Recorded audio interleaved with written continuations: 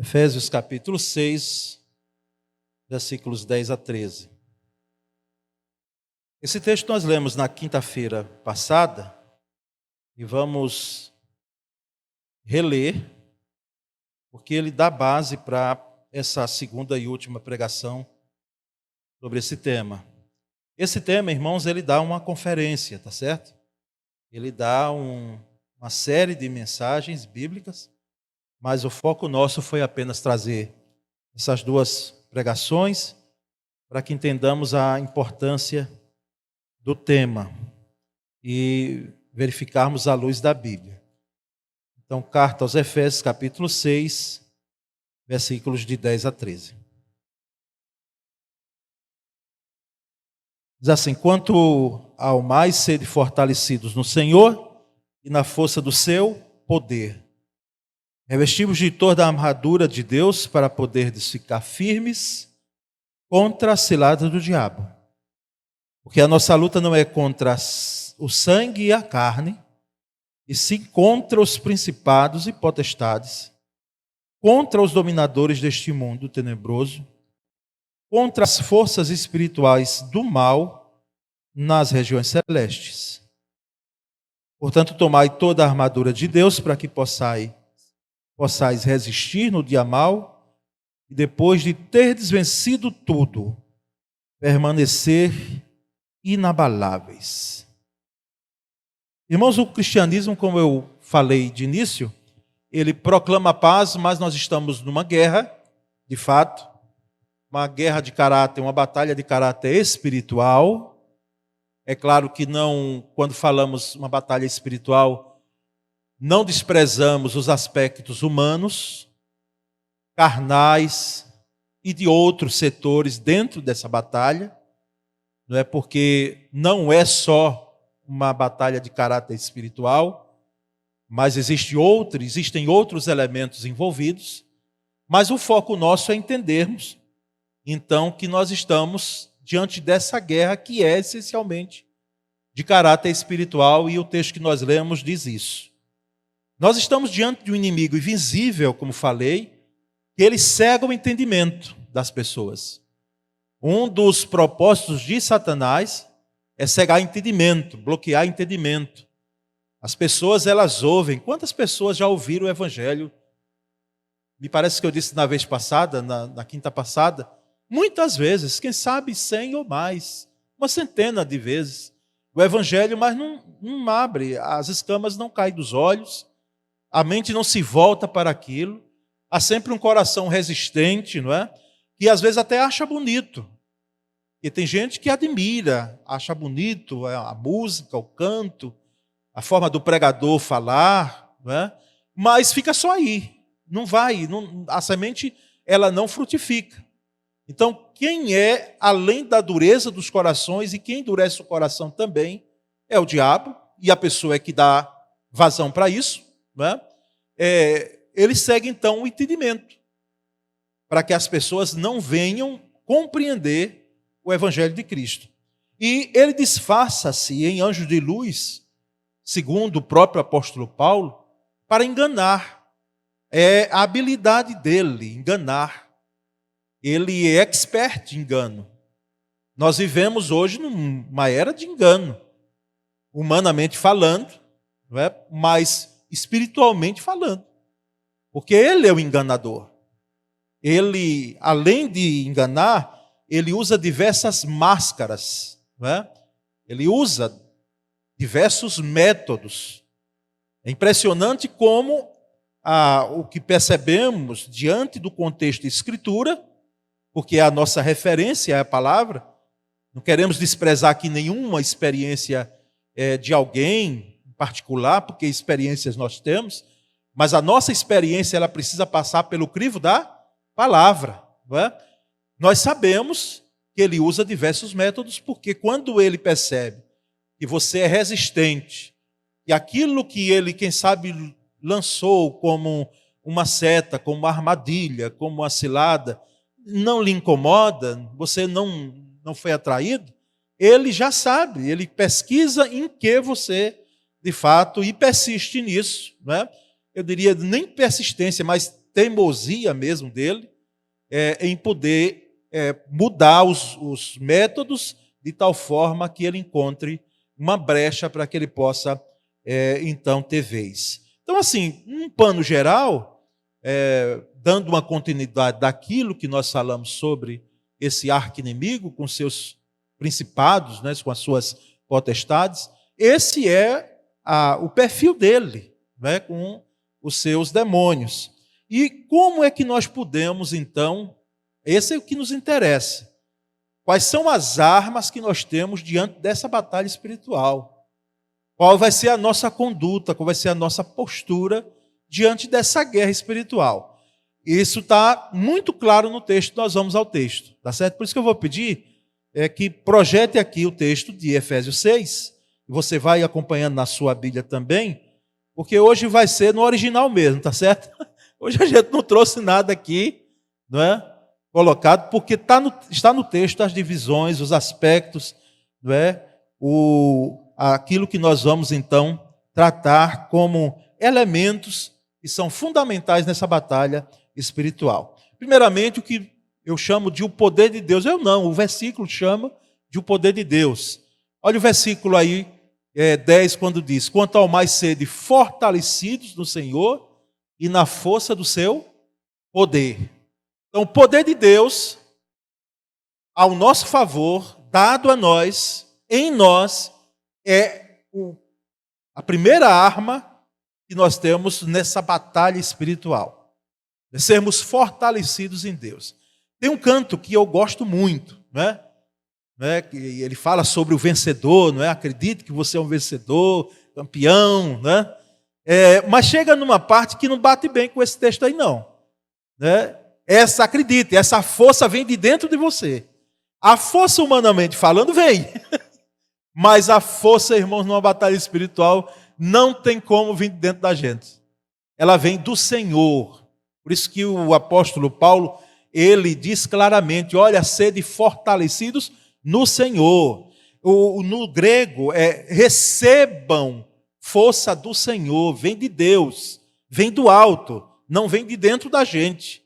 Porque nós, diante das circunstâncias, o que é que ocorre conosco? Eu estou falando a crentes. Paulo estava escrevendo a uma igreja. Né? Nós, muitas vezes, vamos de acordo com a maré. Vamos de acordo com as ondas.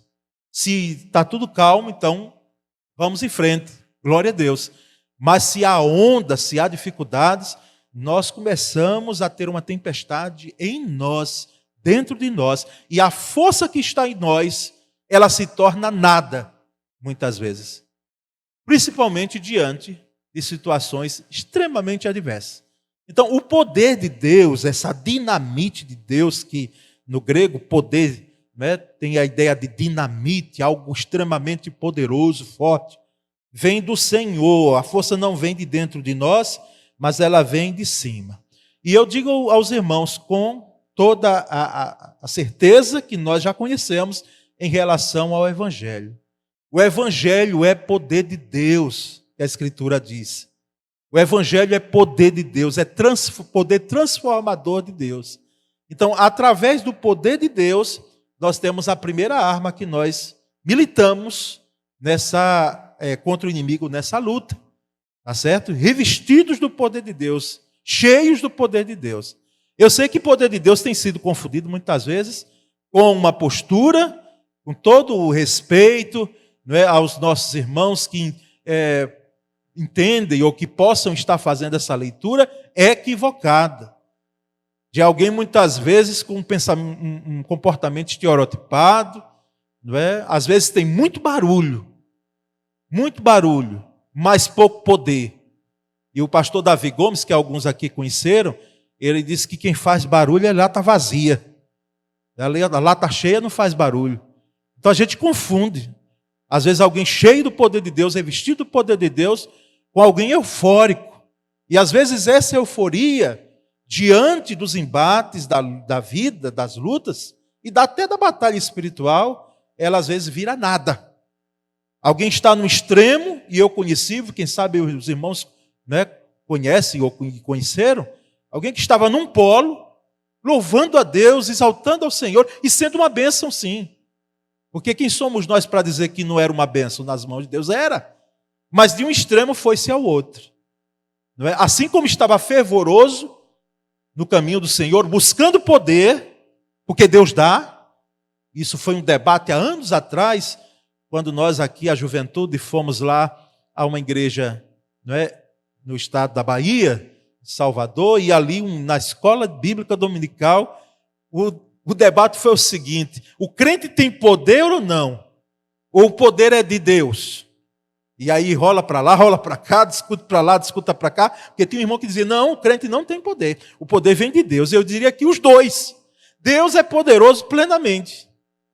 E esse poder é dado a cada um de nós, crentes, libertos, salvos em Cristo Jesus, limitados, falhos, mas que Deus, com a sua graça, enche de poder para que nós possamos, então, vencer essa luta, não é, contra o inimigo. Então, esse é o primeiro aspecto, o poder de Deus que está aí destacado no versículo 10.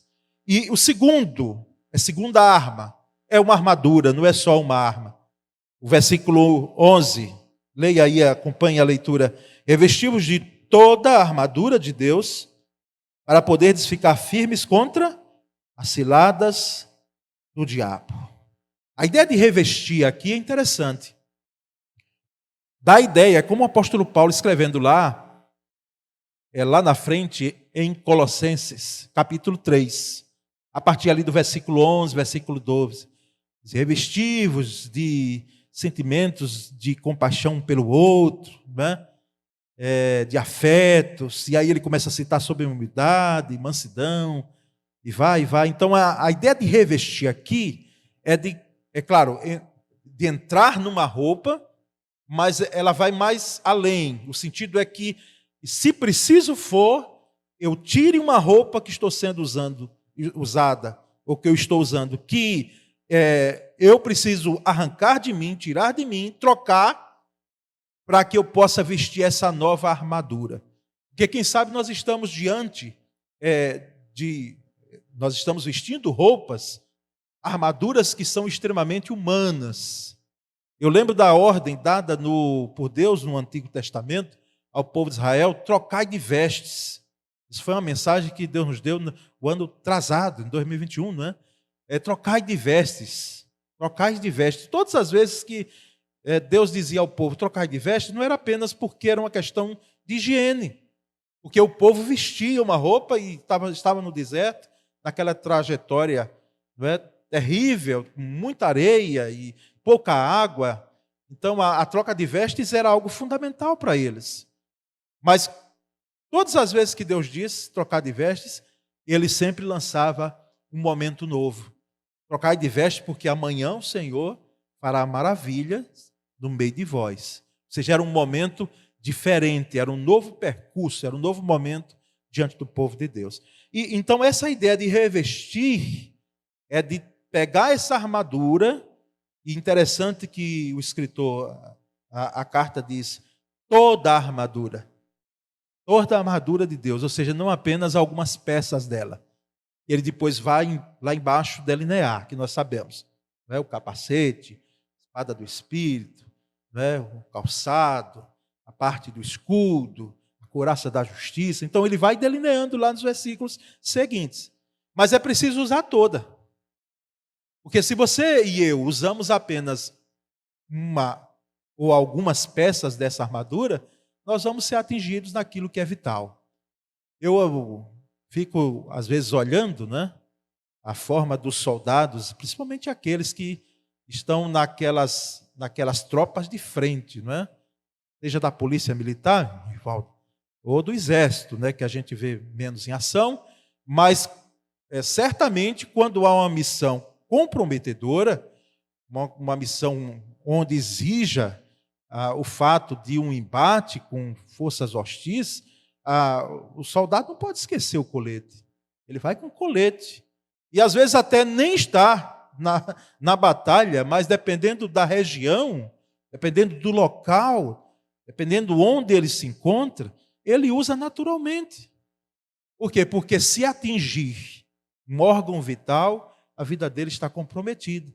E nós sabemos aqui que só tinha uma forma de o soldado romano, porque essa armadura que o apóstolo Paulo trata aqui era baseado na armadura romana, que ele conhecia muito bem, como cidadão romano, que era o soldado virar as costas para o inimigo, porque não tinha proteção nas costas.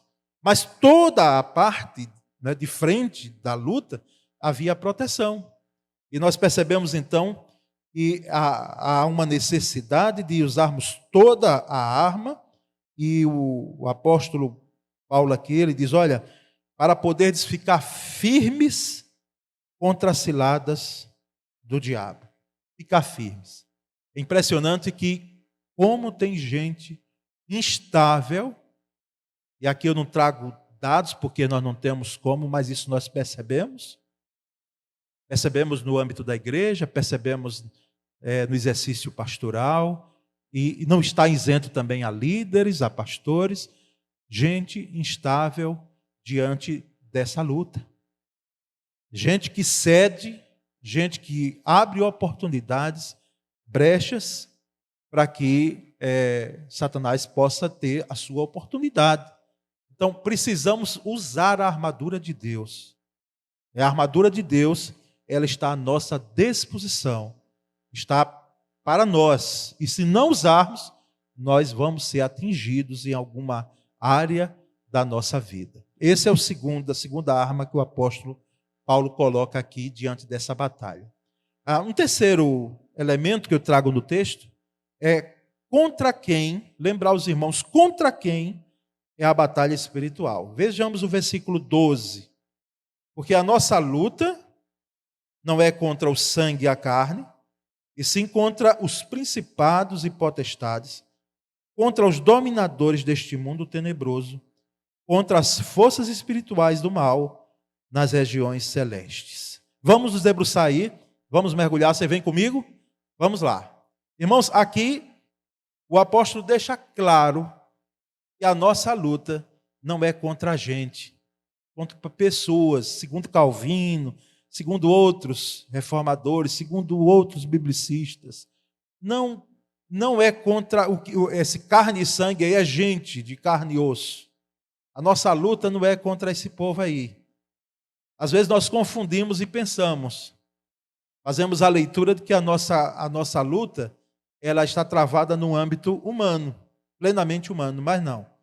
Pode ter até, como eu disse, aspectos humanos, mas a nossa luta, o texto diz, é contra os principados e potestades, contra os dominadores deste mundo tenebroso. Inclusive, esse mundo tenebroso é o título de um livro que há anos atrás, um romance, né? Podemos chamar de romance, porque esse foi o título dado. E quem leu aqui, só uma curiosidade, nesse mundo tenebroso. Pronto, alguns irmãos leram aqui, não é?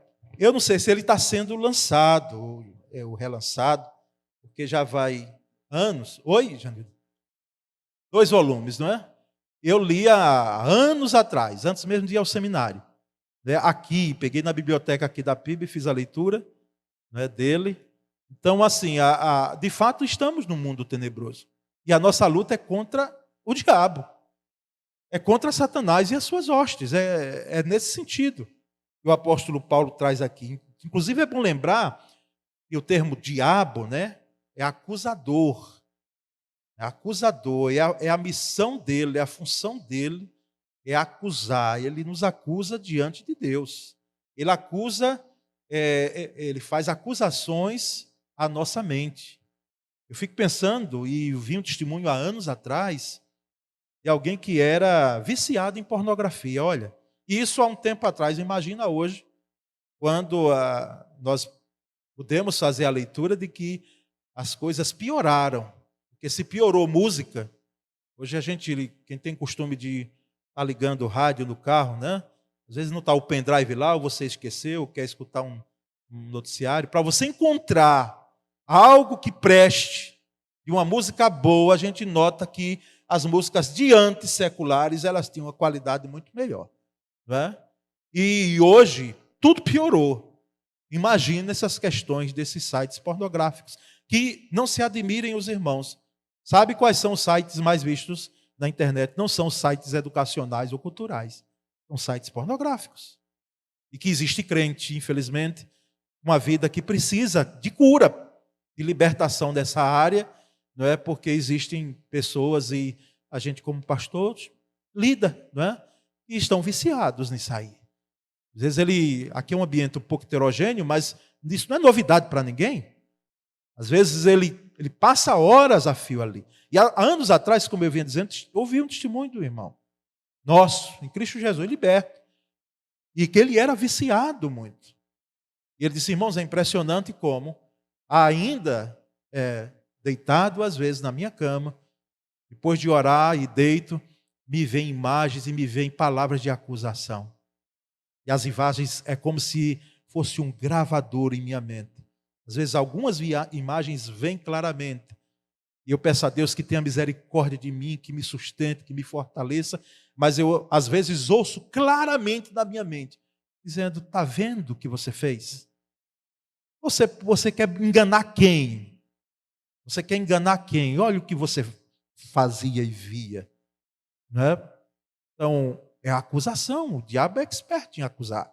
E nós sabemos que essa batalha, então, é contra ele, contra essas forças espirituais do mal nas regiões celestes. E aqui na quinta-feira passada nós falamos um pouco sobre essas regiões celestes que eu não quero me deter aqui, tá certo? Então, a batalha, irmão, irmã, grave isso, Igreja do Senhor, grave isso. A nossa batalha não é contra pessoas. Às vezes a gente tem gente que não gosta da gente, às vezes que antipatiza a gente, até pelo fato da gente estar usando uma Bíblia, né? A gente dizer que é crente, porque isso importuna algumas pessoas. Eu lembro de testemunho de uma irmã nossa aqui, na área de saúde, ela cursando o curso de enfermagem na universidade. E ela tinha o costume de levar a Bíblia, né? Era um ambiente acadêmico, isso há anos atrás. E quando a professora viu aquilo, foi um fator de depreciar a imagem dela, a vida dela, os comentários dela feitos em sala de aula, porque, sabe, era alguém que era tida como crente, não é? Então, assim, nós sabemos que a nossa luta não é contra essas pessoas, contra gente que, às vezes, antipatiza só pelo fato de termos uma fé. E nós precisamos também ter o cuidado de não antipatizar com os outros por causa do jeito do rosto de ser. Não é? Eu fico imaginando, às vezes, como algumas pessoas elas fazem uma leitura equivocada, às vezes. Tanto das pessoas, umas com as outras, como também nós percebemos que essa luta, não é? Essa leitura equivocada dessa luta em um âmbito humano e não num âmbito espiritual. O que é que nós temos no versículo 13? A palavra nessa batalha espiritual em relação à resistência no dia mal. Resistirmos é uma arma que nós temos.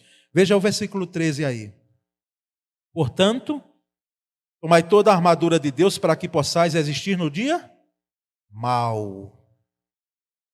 Toda a armadura, novamente, ele ratifica, não é?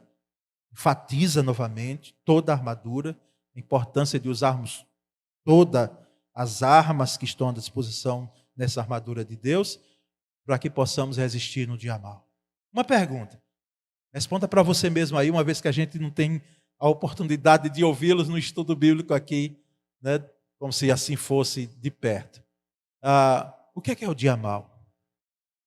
O que é que se passa na sua mente sobre o dia mal? Qual é o dia mal? O que é que o apóstolo Paulo estava chamando de resistir no dia mal? Irmãos, resistir o dia mal é aquele momento que pode ser de um dia, pode ser de um mês, pode ser de vários meses, pode ser de anos. Aí a gente pede misericórdia, né? Quanto mais tempo, mais misericórdia. Senhor, misericórdia. Mas o dia mal é o momento temporal de que parece que todo o inferno se volta contra nós. Olha, vou usar um exemplo de um dia. Você já passou ou não por um dia e naquele dia você enfrenta tanta luta, irmãos. Tantas batalhas, tanto em caráter espiritual quanto humano. Pense num dia aqui, eu vou traçar algo fictício, mas que tem uma realidade que quem sabe aqui alguém já passou. Não é? Você amanhece naquele dia maravilhoso, toma aquele café, não é suculento, aquela bênção, o sol lá fora no verão, como nós estamos enfrentando, com alguma chuva, é claro, aí na segunda-feira, mas graças a Deus. E aí você entra no seu carro, e alguém alcança o seu carro de cheio, não é? E ele sai, a pessoa que está lá dentro, ele sai assim, de forma muito descontrolada emocionalmente, e ele não vai chegar e dizer, olha, na realidade eu me aproximei muito do seu carro e bati e tal, e vamos aí acertar. Não, ele vai dizer, por que você freou de vez? A culpa é sua, já aconteceu, quem sabe isso. A culpa é sua. E de forma tal descontrolada que se você não tiver controle, você vai na onda dele. Mas não para por aí. Dali, você resolve as situações, pode chamar, não é, o setor responsável para que pudesse fazer ali aquele acordo, ou se acordam, enfim. Mas você vai e depois você recebe uma ligação de que o seu filho, a sua filha, o seu esposo, sua esposa, não é, teve que ir rapidamente ser transferido com urgência para o hospital. E a situação não é boa. E aí você, naquele dia, também tem aquela informação.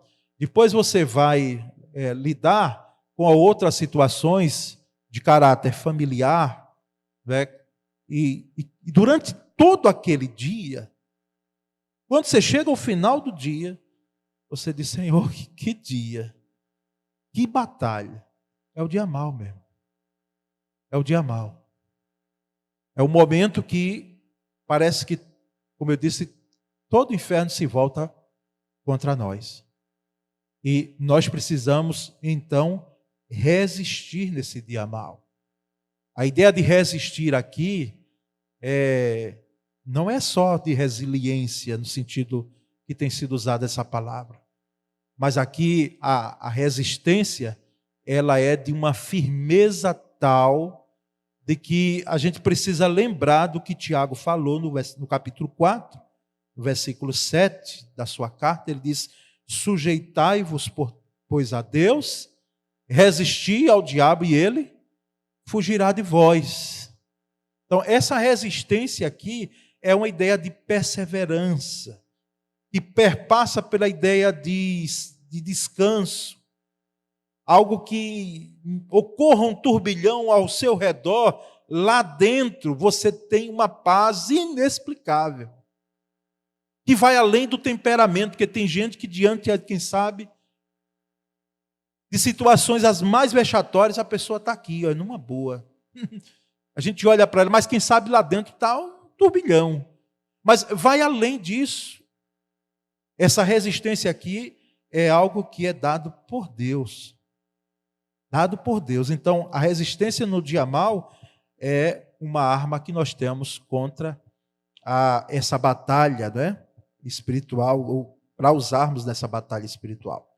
E aí nós vamos a um último tópico, aí no versículo 13 também, que é a vigilância constante. Veja o que é que o apóstolo Paulo diz.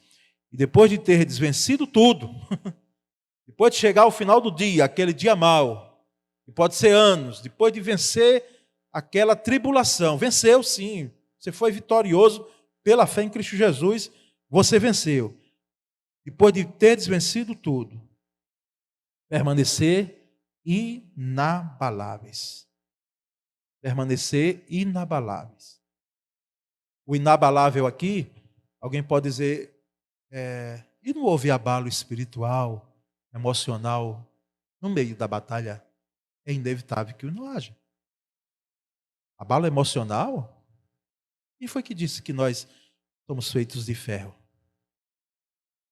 Nós nos abalamos. Nós nos abalamos. Nós sentimos. Nós temos vontade de desistir. Nós pensamos que vamos ser vencidos.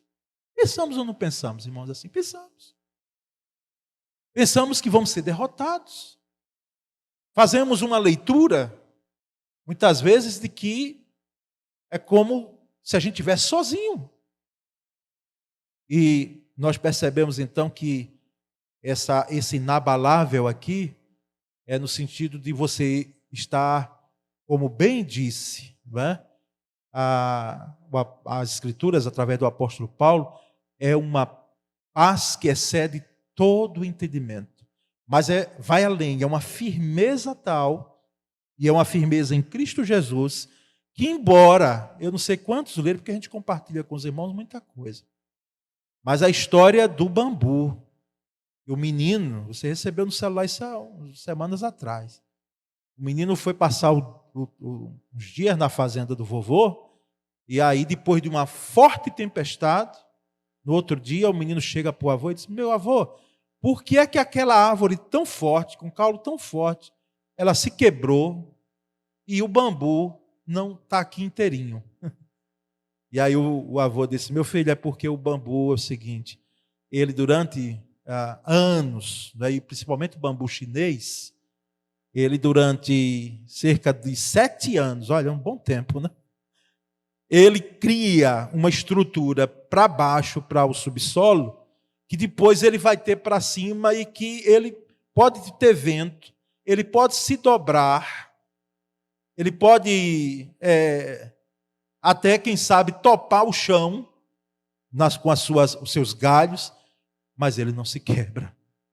Ele não se quebra porque aí o avô dá uma série de lições que depois, se você quiser ver, eu acho que está lá no seu celular ainda, as lições do bambu. Se curva, mas não quebrou. Às vezes, geralmente a nossa vida é assim. Nossa vida é assim em termos de batalha espiritual. Nós muitas vezes nos dobramos. Nós somos atingidos por ventos fortes.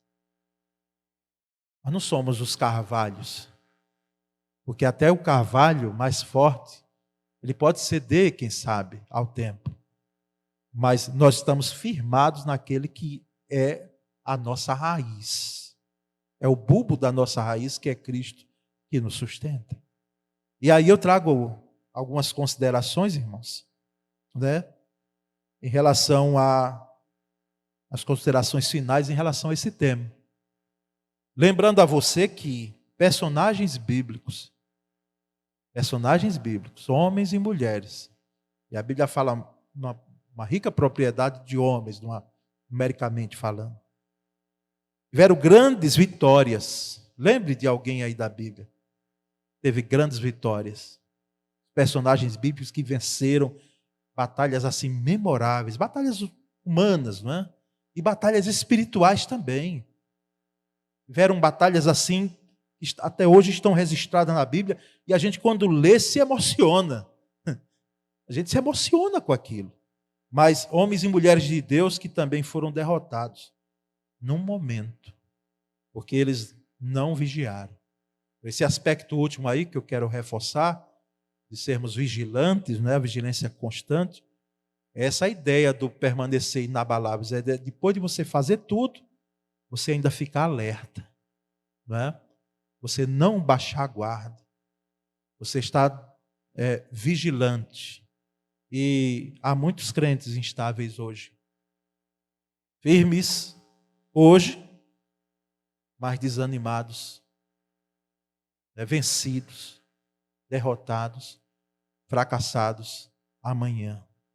Então, quais são as considerações finais que eu trago? Primeiro, cuidado, porque o diabo é mais perigoso em sua astúcia.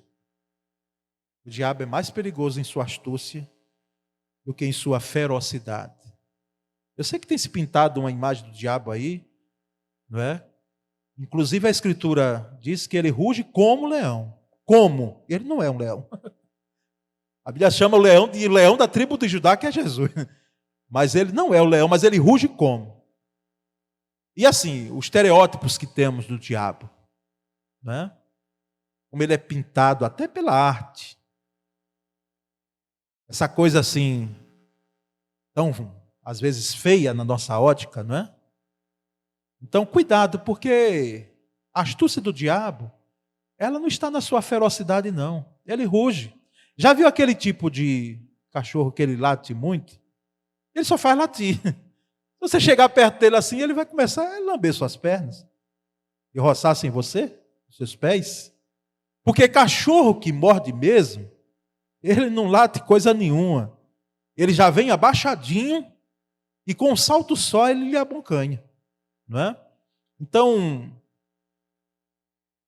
o pior do diabo não é a sua ferocidade, não, mas é a sua astúcia. Grave isso, irmãos. Gravemos isso, irmãos.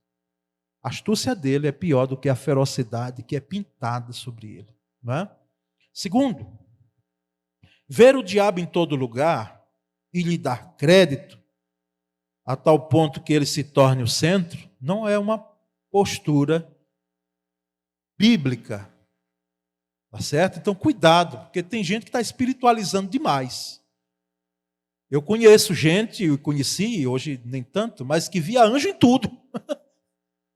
Eu só via anjo em todo canto. Eu digo, oh, meu Deus, eu queria ter essa... Não é que eu estou duvidando não, sabe, irmãos? Porque eu, particularmente, sou o pastor batista, mas eu creio que quando Deus quer fazer, lhe mostrar algumas coisas, Ele mostra. Não é? É com Ele. Quando é verdadeiro. Quando é verdadeiro, eu creio. Mas, ver anjo em tudo, o anjo ali, o anjo acolá, o anjo, né? Mas tem gente também que vê diabo em tudo. Então, é preciso um equilíbrio, é preciso um cuidado. Porque nós chamamos isso de quê? De espiritualizar tudo. Parece que não existem coisas que são humanas. Às vezes não é diabo, e às vezes nem é Deus, irmãos. Às vezes é o homem, às vezes é a carne. Então, cuidado com isso. E você tudo, às vezes uma panela que queima, porque você não olhou direito. Aquele café que eu estou deixando de tomar, oh meu Senhor. Não é? O que eu vou fazer, né? Aquele café que a gente fica olhando assim, e ele demora a subir. Mas basta você ir fazer alguma coisa e deixar lá com fogo mais alto, pronto, foi-se embora. Não é? E aí alguém pode dizer, mas que coisa do diabo. Não é? Uma panela que queima, uma postura de alguém, uma conduta. Não. Às vezes é do diabo mesmo, sabe, irmãos? Principalmente quando vem com os ardis dele. Mas às vezes não foi nem dele, nem nada de Deus. Ou seja, não foi um caráter espiritual, foi algo natural. Se eu soltar aqui esse celular, eu não faço isso agora de jeito nenhum. Mas se eu soltar esse celular aqui, a lei da gravidade, que hoje a gente já entende, diz que ele vai cair, não tem como ele subir. Tá certo? Então não foi o diabo e nem Deus, fui eu que soltei ou me descuidei. Os irmãos estão entendendo isso? Aí tem uns pregadores que dizem, eu posso ouvir um amém, né? Eu posso ouvir um amém? Amém, porque aí, irmãos, nasce tanta coisa que às vezes a gente como pastor tem que lidar. Nasce daí. Dessa leitura, né, polarizada, de extremamente as questões espirituais, e tem gente que também vai para o outro extremo e diz, não tem nada de espiritual, isso é plenamente humano. Então são os polos que nós devemos evitar. Terceiro, não se resolve condutas de hábitos pecaminosos. Condutas de hábitos pecaminosos são os pecados costumeiros. Aquele pecado que alguém faz hoje, aí ela pede perdão, quem sabe hoje mesmo, ela chora diante de Deus, ela lamenta, ela diz, Senhor, me perdoe, só essa vez. Aí quando é amanhã de novo, ou quem sabe 2, 3 dias depois, ou na semana que vem, olha ela de novo fazendo. E eu sei que, irmãos, é uma luta enorme para alguns irmãos nossos, em áreas da vida. Mas nós sabemos que não se combate essas condutas de hábitos pecaminosos ou a pressão econômica que nós vivemos hoje, estamos os sujeitos, não é? Questões econômicas, algo assim que, meu Deus, a gente vê cada dia a dificuldade que temos de poder fechar orçamento dentro de casa. Ou lá está folgado, lá em sua casa. Né? A gente sempre está tendo, meu Deus, e às vezes quando surgem situações que a gente quer abençoar outro, a nossa generosidade é maior do que o nosso bolso. A gente quer até abençoar um filho, uma filha, né? Dar aquele suporte, né? Ou ajudar alguém, mas as contas não estão fechando. A língua maliciosa, alguém que usa aquilo que Deus nos concedeu para glorificar o nome dele, exaltar, levantar pessoas, trazer palavras saudáveis, de vida, quem sabe exortar mesmo em amor uns aos outros, mas uma língua às vezes que é maliciosa, ou pensamentos impuros. Nós não vencemos essas condutas repreendendo os demônios. Está repreendido em nome de Jesus.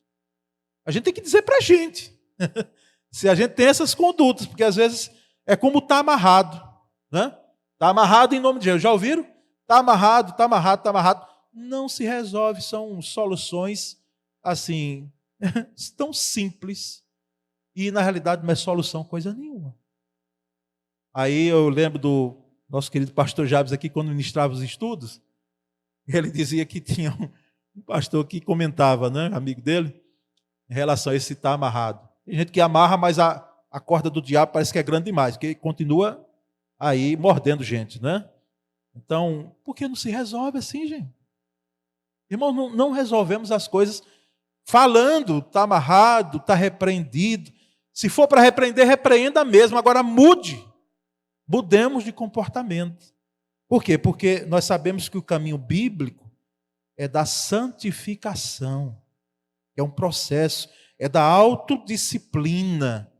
Em vez de dizermos está repreendido, está amarrado em nome de Jesus, vamos nos submeter a um processo de santificação que estamos e que devemos estar até o céu.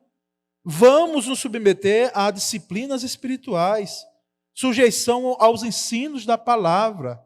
Aí é que ocorre os milagres mesmo feitos em nossa vida. A perseverança em se utilizar os meios de graça, como nós chamamos. Então, vamos evitar essas questões aí que alguns segmentos estão dizendo, e você resolve as coisas com está amarrado, né? Ou com está repreendido. Não. É preciso uma mudança, é preciso uma postura diferente. E por último, irmãos, tenhamos cuidado para que a nossa espiritualidade, preste bem atenção a isso, não lhe convença que o diabo é mais ativo no mundo do que o Espírito Santo. Porque pode ser que no seu olhar, quando a gente faz a leitura do mundo, eu lembro como hoje, numa das grandes metrópoles que eu fui pregar no Brasil, não quero citar aqui o nome, às vezes a gente cita o nome e fica, né? E a cidade é linda.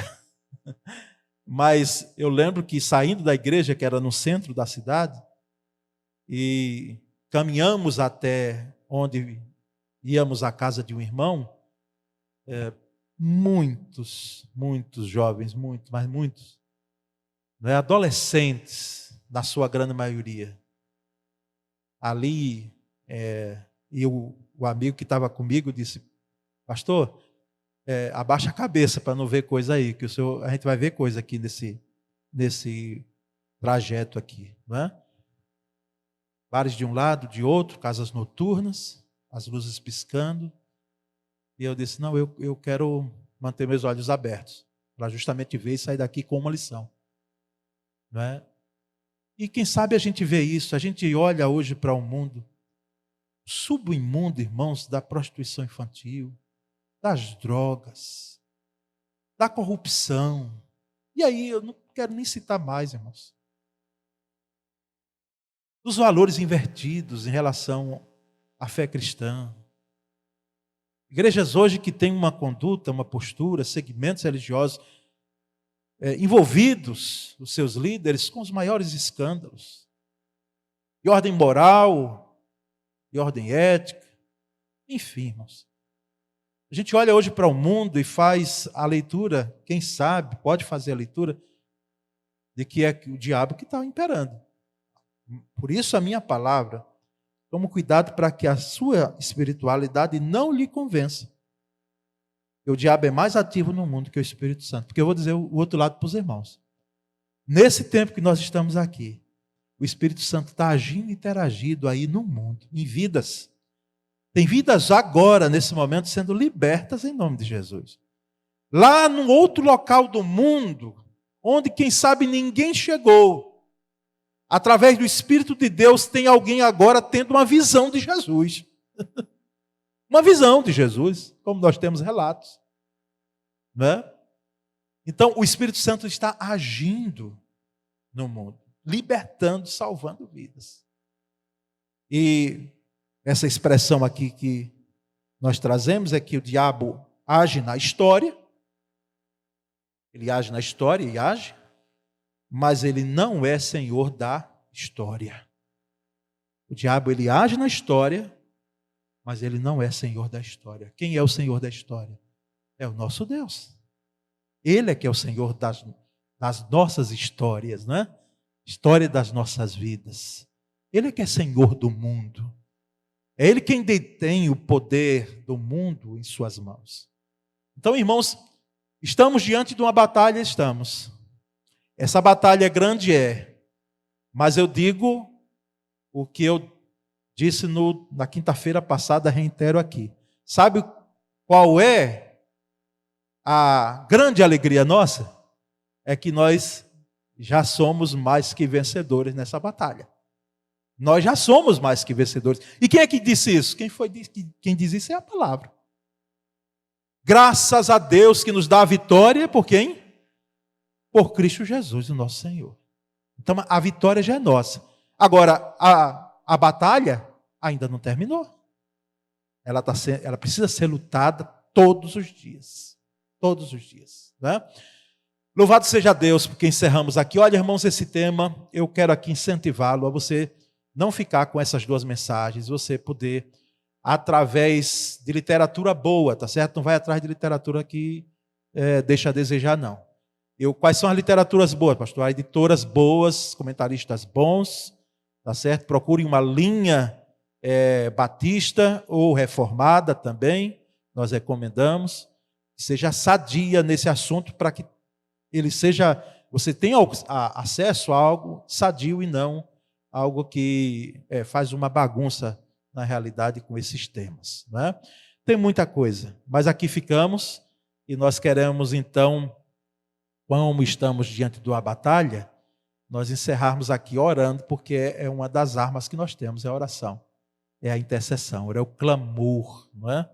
É o clamor. E nós vamos aqui então colocar diante de Deus as nossas vidas. Eu vou aqui fechar com os irmãos, e porque a gente quer encerrar diferente, aqui fazendo um círculo, tá certo? Então, a você que nos acompanha, você, meu irmão, Deus abençoe a sua vida, tá certo? Você que nos acompanha em qualquer lugar desse mundo, nós vamos fechar aqui, tá certo? Mas vamos estar orando aqui no círculo com os irmãos que estão aqui presentes, tá certo?